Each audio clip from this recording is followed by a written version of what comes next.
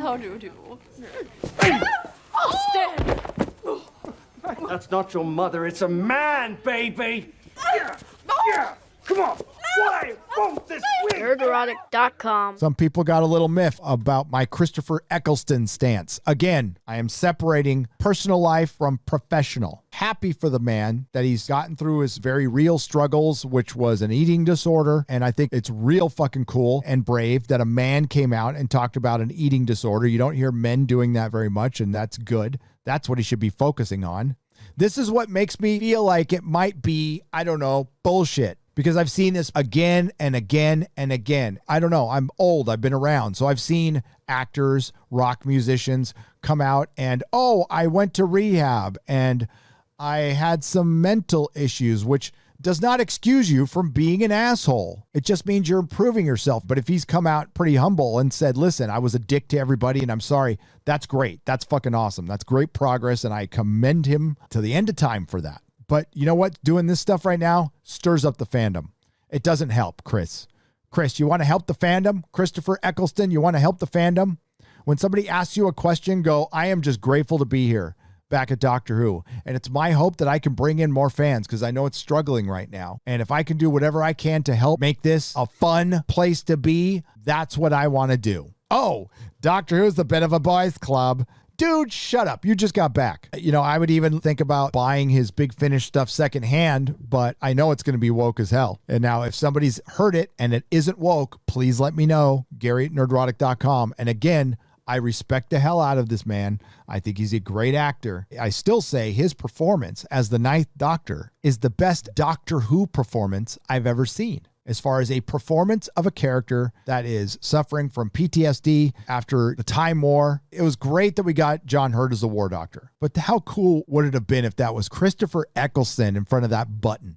You'd all been in tears. It'd have been an ocean of tears. And it still hit you with John Hurt because he's fucking great. One of the greatest actors who ever lived. May he rest in peace. But how cool would it have been if it was him? There wouldn't have been a dry eye in the fucking house. Yeah, Ninth Doctor actor Christopher Eccleston claims Doctor Who is a bit of a boys' club, suggests series needs more female representation. You know what? Yeah, it does. I agree with you. It needs more female representation in the ratings. It needs more male representation in the ratings. More kids, more adults, more everything. It needs more everything in the ratings. And you're right. One of the biggest things that's missing from the ratings, Christopher Eccleston, is the female representation. Because a lot of the female audience has been chased off. You know what women like to see? Handsome men.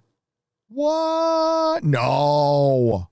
Did you know more women went to see Aquaman than Captain Marvel?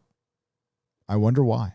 In the second part of the exclusive interview published in the 564th issue of Doctor Who magazine, damn, I damn near have them all. Before I even go on, like Doctor Who magazine, you can get it at Barnes & Noble. You can subscribe to it, maybe at a newsstand here and there. At the peak of my store, I was selling probably the most Doctor Who magazines of any comic shop outside of maybe Midtown.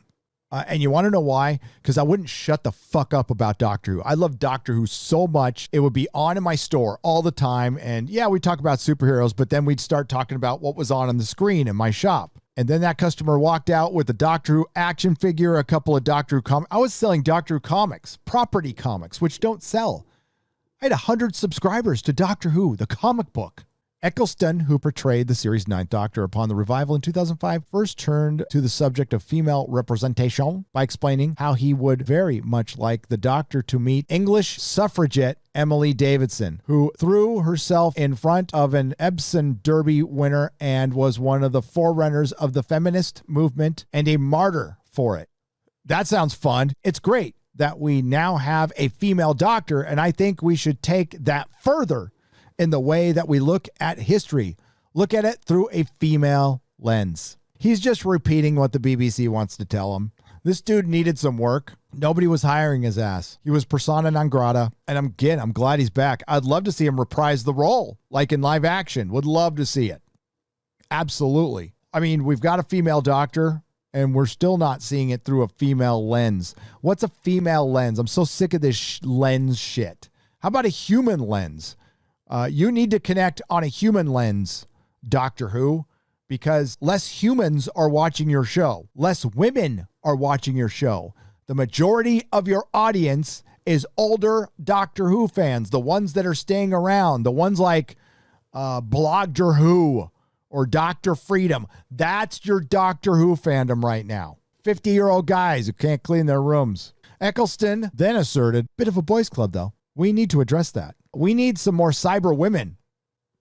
For those of you who don't know, Cyber Woman, ladies and gentlemen, Torchwood. I actually have an action figure of this. That is some good representation. It was a terrible episode, by the way. Fucking terrible. But that's Cyber Woman. Any excuse to show the Cyber Woman. Shut up, Christopher. Think about Winston. When Winston got his job, what did he say? If there's a steady paycheck in it, I'll believe anything you say. If you like what I do here, please consider subscribing to the channel and liking and sharing the videos. It really does help. And if you did this with your favorite YouTuber as well, I'm sure they would appreciate it as much as I do.